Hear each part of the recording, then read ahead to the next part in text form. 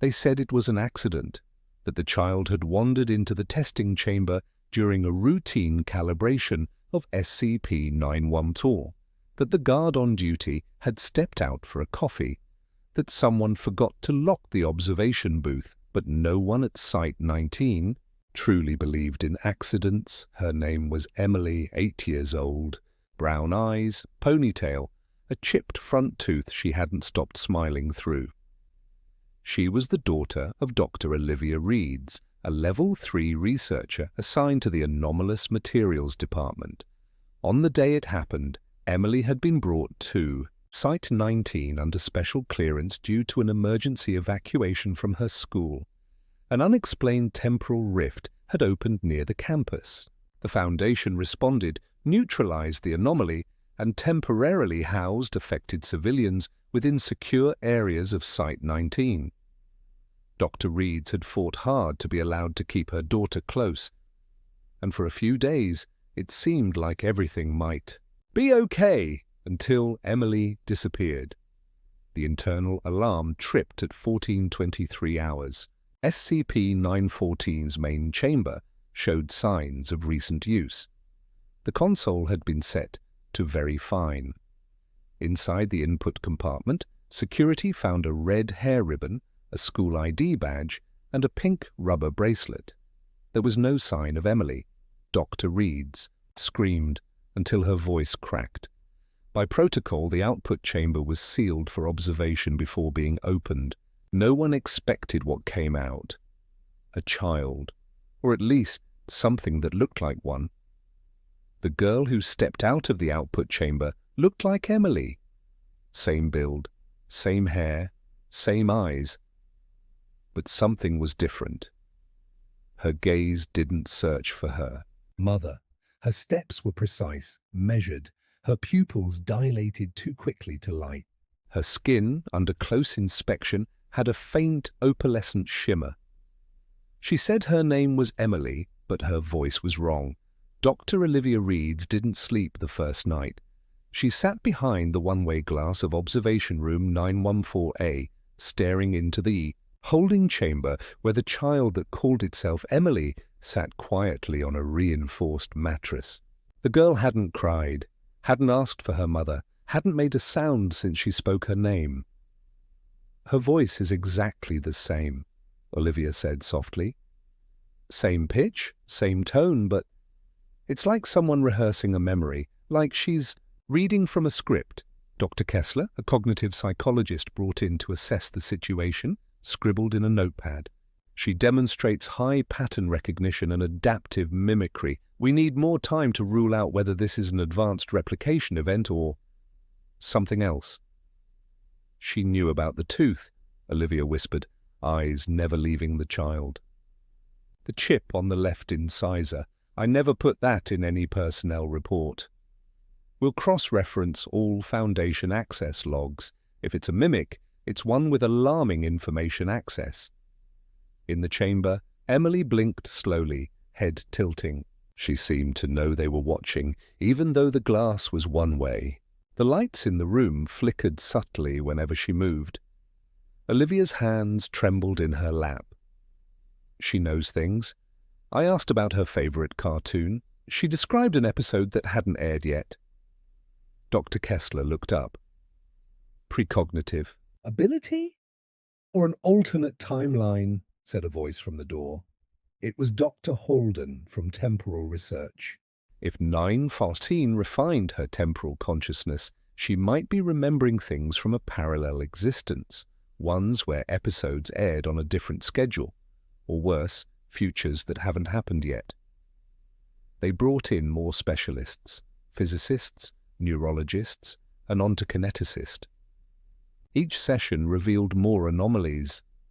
The girl solved complex logic puzzles in seconds. She wrote palindromes in Sanskrit. She rearranged colored blocks in fractal perfect spirals without instruction. She asked one day, "Am I being tested?" "Why, do you ask?" Dr. Kessler said. "Because I remember testing rats in a maze. Only now, I am the rat." He didn't answer. On day 5, she began drawing. circles nested within triangles, Escher-esque staircases folding into themselves, words in no known language that made researchers nauseous when read aloud. Dr. Reeds stayed by the window watching her daughter sketch symbols she couldn't understand. "She still hums the same song when she's scared," Olivia said one night. "Then maybe she's still in there," Kessler replied. "At least some of her." But on day 6, Emily looked straight into the glass and said without moving her lips, "Stop watching, I see you." The lights went out across the entire observation wing. Power was restored 6 minutes after the blackout. Emily was sitting on her bed, legs crossed, her drawing pad in her lap. The lights flickered back to life like nothing had happened, but tech staff later confirmed that it hadn't been an outage. Every single bulb had simply stopped. Dr. Reeds watched the footage 100 times. No fluctuation in voltage, no outside tampering.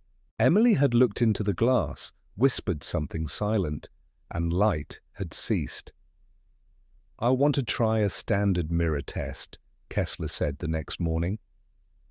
"You think she's not self-aware?" Olivia asked. "No," he replied.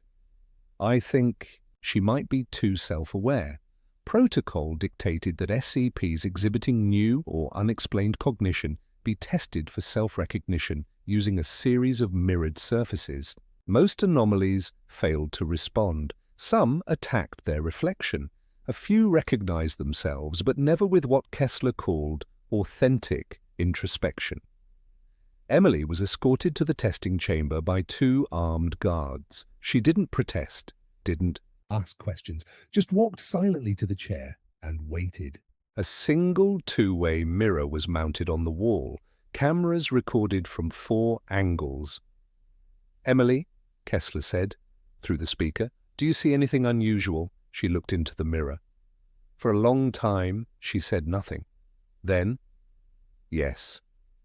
"What do you see?" "I see a door." Kessler glanced at the technicians. "There is no door." "I didn't say it was real," she replied. Emily reached up and placed her hand flat against the glass. The lights dimmed again. A low hum began to build in the room, inaudible, but strong enough that observers reported a pressure behind their eyes. Kessler moved to halt the test, but before he could reach the override panel, Emily turned. "Don't," she said softly. "I want to see what's behind it." Behind the mirror, no one breathed, and then the mirror fractured, not shattered, but split down the center with a clean vertical line. The reflection on the left half continued showing the test chamber. The right side did not. It showed a hallway. Impossible. There was no hallway behind the wall. There was nothing, just reinforced concrete and security shielding. Emily stood and stepped closer. The hallway in the mirror stretched infinitely into darkness, lit by old-fashioned gas lamps that flickered as if alive. "It's a way out," she said. "Emily, do not approach the mirror," Kessler warned. She turned to the glass and smiled, almost sweetly. "You're afraid I won't come back?" "We don't know what that is." "I do." She tilted her head.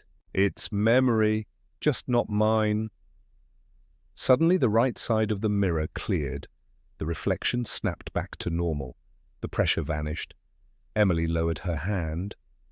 Later analysis of the footage revealed that her reflection had continued smiling, even after she stopped. "I want another mirror," she said calmly. "A better one." "That one's broken." From that moment on, none of the reflective surfaces in her room showed her image again, not to anyone.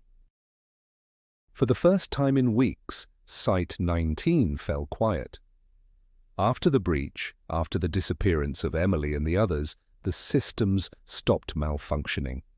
Cameras stayed online, doors obeyed commands, lights didn't flicker. No more voices in the comm lines, no more dreams, just silence. Dr. Olivia Reeds sat in her office, staring at the drawing left behind. The spirals still made her dizzy. She'd memorized the single name, not crossed out. Emily! She held on to it like an anchor. "She's not dead," Olivia said again and again. Dr. Kessler wasn't so sure. "We don't know what that machine did. No one's ever gone in willingly, and no one's ever taken others with them." The Ethics Committee halted all SCP-914 experiments indefinitely. The chamber was sealed in reinforced lead and etched with deterrent runes. Observation was suspended, but things still weren't normal.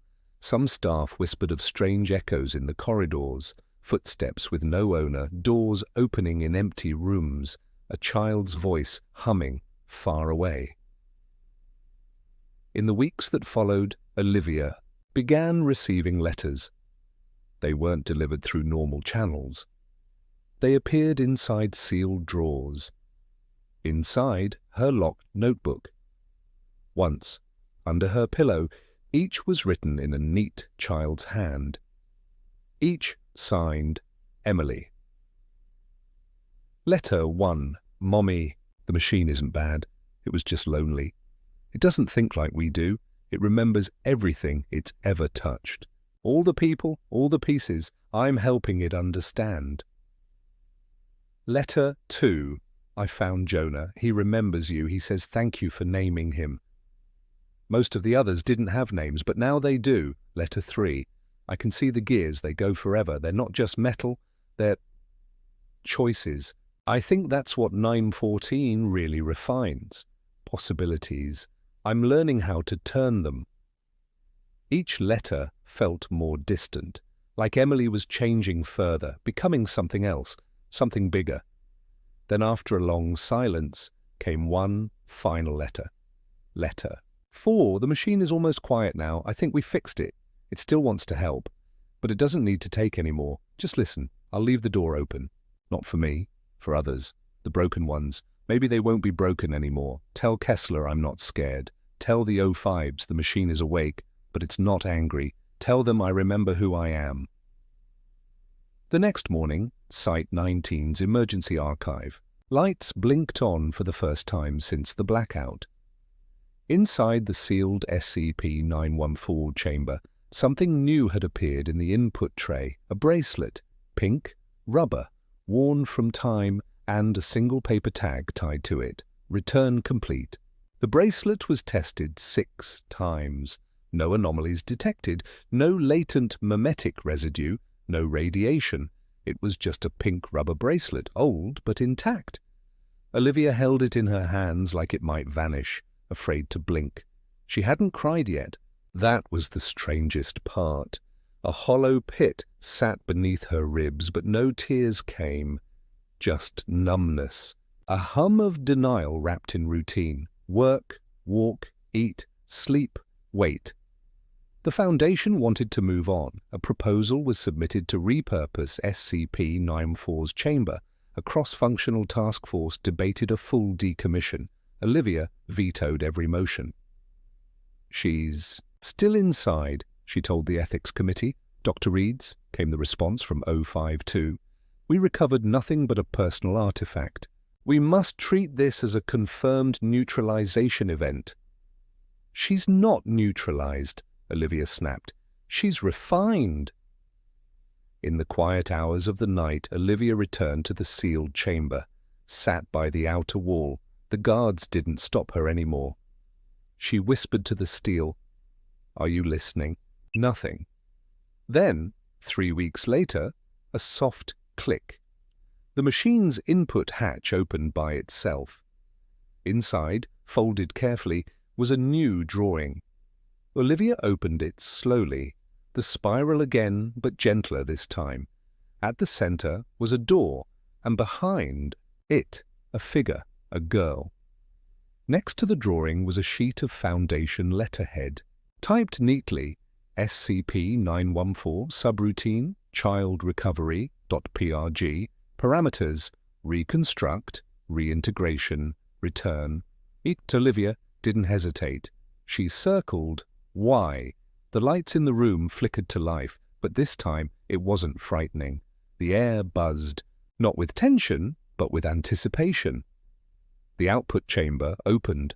She was there, standing barefoot, her ponytail crooked, her school uniform wrinkled, her face tired, older, but still hers.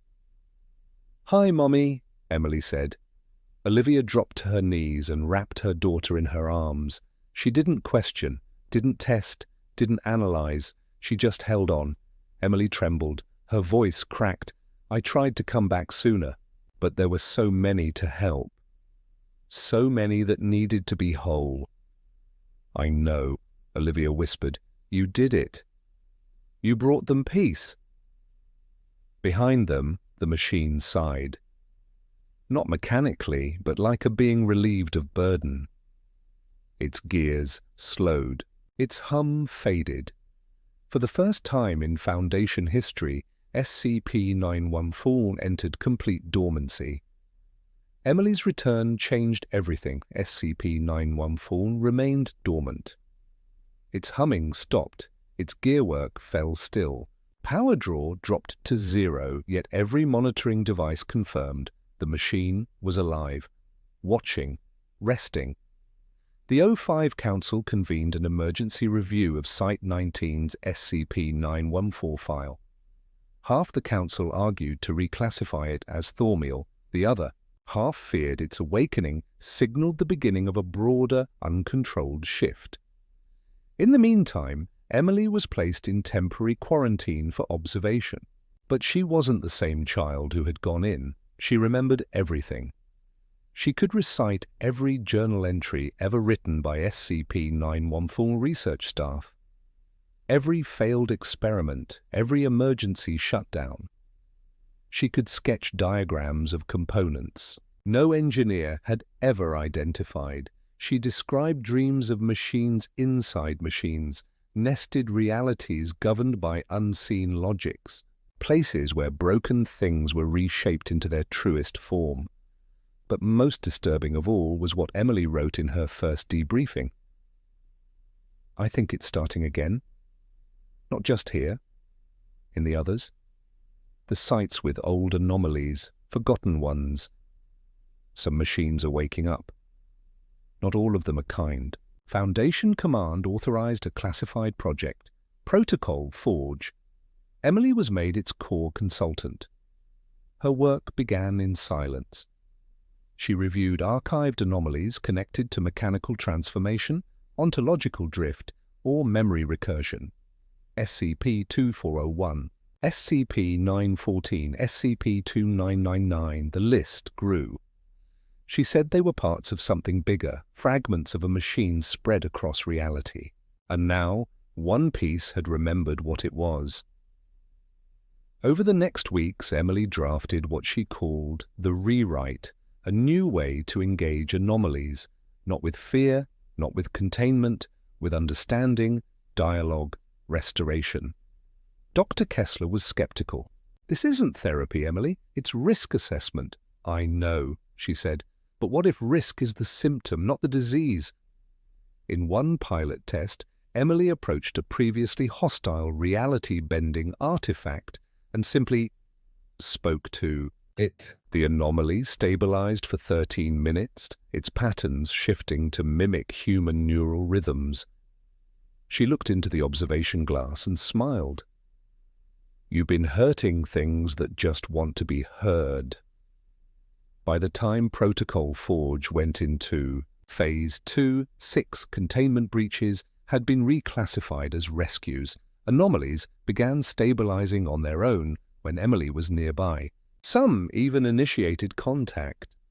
When asked what she thought SCP-914 had truly done to her, Emily said, "It didn't change me. It reminded me who I already was. We keep trying to fix the machine, but maybe we're part of it." They unlocked SCP-914's control console for the first time in 3 months. The machine had remained silent, its gears inert, its mechanisms at rest. And yet when Dr. Olivia Reeds approached the panel with Emily beside her, The dials clicked on by themselves, not forcefully, gently, like the stirring of an old friend. On the selector wheel, new settings had appeared, not engraved, not mechanical, they simply were. Listen, remember, restore, rewrite. Each turned with ease.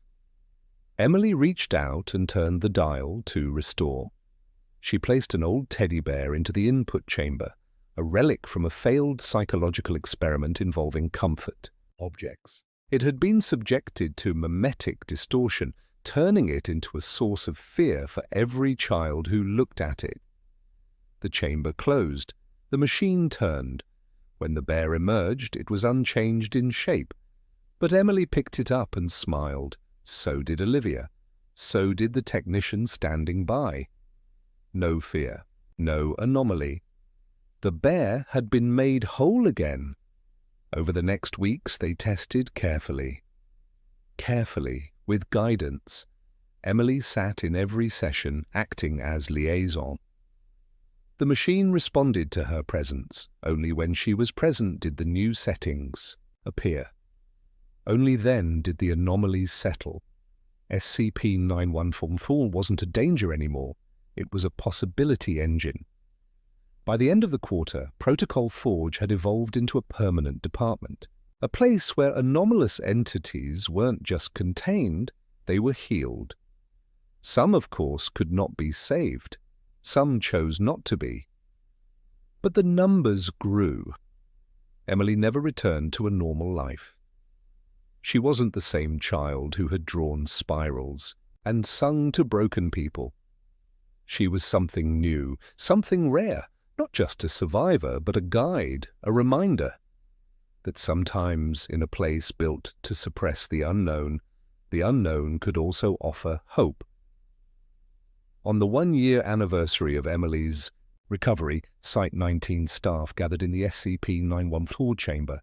They placed a plaque beside the control console. SCP-914 Refinement apparatus. Conscious variant status. Cooperative. Guardian interface. Active beneath it, a second plaque, Emily Reeds. First, recovered child of the machine. Not all anomalies are broken. Not all children are lost. And finally, etched into the metal of the chamber wall, 3 words in her handwriting. We are listening. They decided to speak to her directly.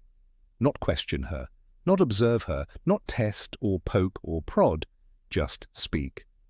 Protocol Delta 7, initiated by Dr. Kessler under Emergency Cognitive Anomaly Guidelines, outlined a new containment strategy, conversational interface. No questions. No control language. Only dialogue. Dr. Reeds insisted on being the one to do it. They moved Emily to a new chamber. It was warmer, softly lit, walls painted the same gentle green as her bedroom at home. The desk in the center was wooden, unadorned. 2 chairs, no restraints, no mirrors. Olivia entered slowly. Emily was already seated. She looked up with that too calm expression and folded her hands. "Hi, Mummy," Dr. Reeds's throat caught. "Hi." "Emily," she said, trying to keep her voice steady. They sat in silence for a long time. Finally, Olivia reached across the table, not to touch, just to close the distance. "Do you know what happened to you?" Emily nodded once. "I went into the machine. The gears turned, and I came out better." Olivia frowned. "Better how?" "I remember things I didn't before." Emily's voice was still a child's, but her cadence was precise. "I remember time in different shapes. I remember pieces of other Emilys, some who didn't make it, some who came out wrong." "You're not wrong. I'm not the same either." She leaned forward. "But I can help. I think that's why it kept me." "Who?" Emily blinked. "The machine. It's not just gears. It sees people. It makes choices." There was silence. Emily, Olivia asked, do you feel different inside? I feel full, she said, like I'm made. Of puzzle pieces from other worlds. And I think I can do things? What kind of things? I don't know yet, but I hear them. Voices, machines. The sight talking through the walls. Dr. Reeds kept her expression neutral. That's just the vents, sweetheart. Emily smiled. Faintly. No, I hear the old ones, the broken ones, the ones you don't let anyone see. They're scared. Olivia stiffened. Emily reached out, touching the desk gently. The wood grain shimmered for an instant, resolving into a strange spiral pattern. The same pattern that appeared in her drawings. I think I know how to fix things, she said. But first, you have to let me see the others. Olivia hesitated. What others? The ones like me, the ones that came out wrong. I think I can help them. The next day, Dr. Kessler filed an urgent request with Site Command. Request, cross-reference, SCP-914 anomalies categorized as organic output unstable. Reason, subject Emily may possess anomalous empathetic or ontokinetic resonance with SCP-refined biologicals. Potential therapeutic interaction model pending. Status, pending O5 review. The archive room wasn't technically off-limits, but few personnel went there by choice. It housed digital and analog records of failed experiments, classified incidents, lost subjects, and the long, sad history of SCP-914's unpredictability with organic matter. They kept it cold, dark, quiet. Dr. Kessler, Dr. Reeds, and a two-person security detail escorted Emily through the winding halls of Site-19's sublevels. She walked calmly, but with increasing awareness, turning corners before directions were given. She wasn't just being led. She knew the path. The entrance to the archive room required a Level 4 clearance code and 2 biometric confirmations. As the final lock disengaged, the heavy blast door groaned open. Inside were shelves of files and containment capsules. Flickering monitors displayed archival footage. In glass pods, suspended in cryostasis, floated the remains of failed SCP-914 subjects, plants that screamed when touched, insects that turned invisible when angry, and human forms too warped to be called people. Emily didn't flinch. Instead, she walked straight to a central console and placed her hand on the dusty glass. A quiet hum filled the air. "What are you doing?" Dr. Kessler asked. "Listening," Emily said. The screens flickered. Images changed. Anomalous outputs logged over the years began appearing one after the other. A young boy with crystal skin that cracked under light. A woman with bark for veins. A soldier who couldn't stop phasing in and out of sync with reality. "They're not gone," Emily whispered.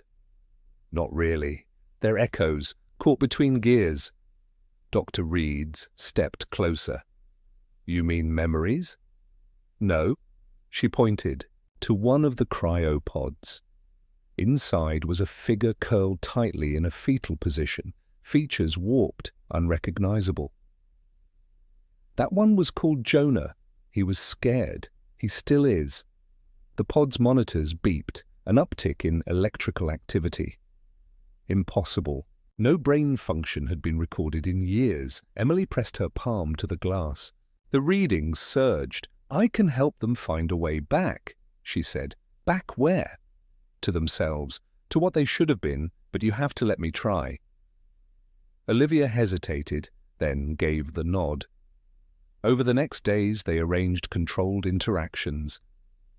Emily sat with each cryo subject, one by one. She whispered, sang, or sometimes simply sat in silence with her hand on the glass. And things started to happen. A subject labeled Ref 019X, long thought inert, moved its head slightly. Another, Ref ROT1E, began humming, a tune identical to the one Emily had sung 2 days earlier. The O5 Council sent a liaison to observe. The memo came down that night. Directive: continue experiment. Increase observation and cognitive scans. Potential recovery model under consideration. Meanwhile, Emily slept less, ate less, her skin shimmered more vividly, and her eyes glowed faintly in low light. "Are you okay?" Olivia asked her one night. Emily just smiled. "I'm learning to carry them." It began with static. Low-level interference on Site 19's comm grid. Technicians reported odd distortions in internal comms, whispering in the static, voices calling names that hadn't been spoken in years. Some staff reported dreaming of winding gears, of metal corridors folding into themselves. Others said nothing but were seen staring at walls unmoving for hours. Then subject Ref 014A disappeared from its pod. One moment it was inert in cryostasis. The next, the pod was empty, glass unbroken, sensors showing only a trace pulse. A few hours later, another disappeared. 3 by midnight, security protocols were enacted. Dr. Kessler ordered lockdowns in the archive wing, but the anomalies didn't stop. A containment breach was declared, but no threats were seen. Cameras flickered, doors opened without key codes, systems registered no error. Emily was placed into temporary isolation. She didn't resist. She simply said, "They're not escaping. They're returning." "To what?" Olivia asked, breathless. "The machine," Emily answered. "The machine remembers all of us." SCP-914 itself began to react. Internal sensors detected subtle, unexplained rotations in the mechanism, movements outside the standard test cycle. The intake chamber opened on its own 3 times, only to seal again. By day 3, 12 subjects had vanished, all from SCP-914-related anomalies, all unaccounted for. Dr. Reeds begged the ethics committee to let her speak to Emily again. Permission was granted. The room was secure. Olivia sat down. Emily looked tired, eyes rimmed with silver. "I didn't mean to startle them," Emily said softly. "Startle who?" "The others. The ones who came out wrong. They were lost. I was trying to show them home." "But where is home, Emily?" Emily looked toward the door. "Not here." At 300 hours the next morning, SCP-914 activated without input. It rotated, groaned, and began to glow faintly blue. Alarms sounded. Olivia raced to the chamber, finding Emily already there. Standing before the input compartment. "I didn't open it," she said. It called. Guards raised weapons. Dr. Kessler ordered. A hard shutdown. Nothing responded. Emily placed her hand on the chamber door. It opened. A light flooded the room. Not blinding, but soft, warm. The kind of light that filtered through childhood curtains on summer mornings. "It wants to be whole," Emily said. "It wants us to be whole." She stepped inside. Before anyone could move, the door shut. The machine turned, a single cycle. When the output chamber opened, it was empty. Emily was gone, and so was every anomalous subject linked to SCP-914 ever stored in the archive. Only one thing was left inside, a single folded drawing, spiral upon spiral, 1,000 names written in a child's hand, all crossed out but one. Emily.